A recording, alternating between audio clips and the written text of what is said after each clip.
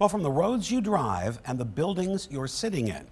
To the bridges and runways and parking lots that keep the country moving, concrete is everywhere, but these days it's increasingly hard to find. And as 13 on your side's Charlie Tinker reports, the impact of a persistent global concrete shortage could increasingly affect projects big and small. Well, as you can imagine, these are some of the most critical weeks of the year for a contractor like Mitten Concrete.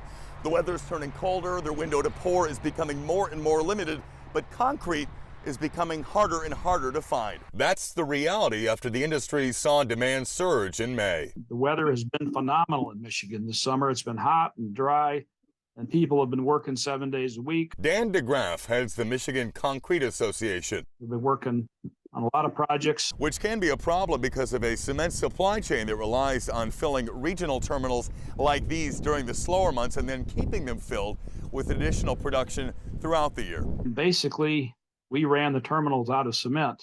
So we're only getting what is direct feed from the plants right now. So it's not fast enough to meet what people want on a day-to-day basis.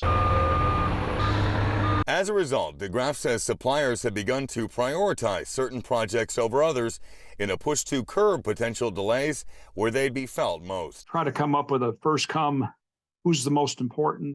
Each producer now has an allocation that he gets, and he's got to make a decision on a daily basis. We're trying to, prioritize what we can too, existing jobs that we have open right now, open holes in the ground that we've got to get stuff in. Contractor Dave Wording co-owns Mitten Concrete out in Marne. Crews are now only pouring 4 days a week instead of the 6 they were earlier this year. As of 3 weeks ago, it's really tightened up, and it's affected us quite a bit. Dave's asking clients to stay patient as they work through the issues. The outlook should be okay next year, but there's so many factors that impact it that we can't make a guarantee either way. I did reach out to MDOT. They told me so far, fortunately, no delays to any major state projects that are ongoing.